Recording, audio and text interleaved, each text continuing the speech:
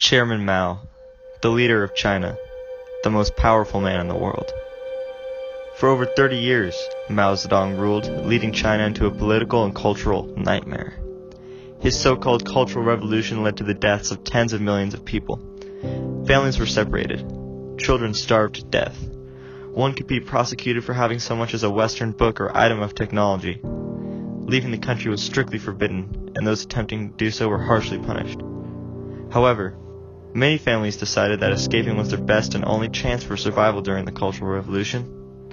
One man who exemplified this struggle was Chang-Faa Yen. Before all of this, he was a young, hard-working man trying to start a family in China. However, things changed. The threats that Mao Zedong's Cultural Revolution imposed on him and his family were too significant to ignore, which made it a necessity to escape to another country. He could not stand the thought of seeing his family have to grow and live in the dangerous and unjust country that was mid-20th century China. Faced with a life-changing decision, Chang-Faa and one of his sons chose to attempt an escape to Taipei, Taiwan. It was far enough to be out of the reaches of China's government, but close enough to attempt an escape. Chang-Faa was forced to travel there on a 20-person rowboat, which would prove to be extremely perilous. These rowboats were prone to sinking and capsizing, and navigation was extremely difficult in the dark and turbulent conditions. The threat of being captured was high, and attempting to illegally escape China would almost certainly result in execution if they were to be caught. He had no choice but to leave his wife and 2 other kids in China due to the numerous risks.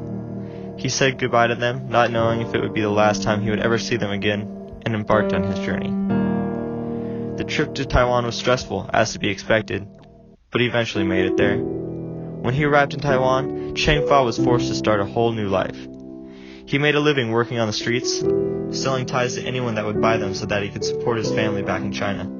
He sent his family money regularly for 3 years until they had the requisite funds for their journey to Taiwan. Chang-Faa was finally able to afford the trip for his family to join him. With his family there, he was free to continue working. His business slowly evolved from a small kiosk of ties to one of the biggest fashion companies in all of Taiwan. As his business grew, he realized that America provided an opportunity for the expansion and growth of his business, but more importantly, a better quality of life for his family.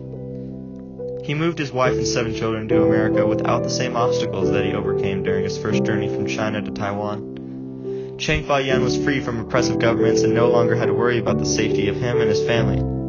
He continued his success in America and traveled to Taiwan regularly to participate in charity work. Now, his kids and grandkids have gone on and been successful in many fields, all due to Chang-Faa's bravery and courage to flee China's oppression.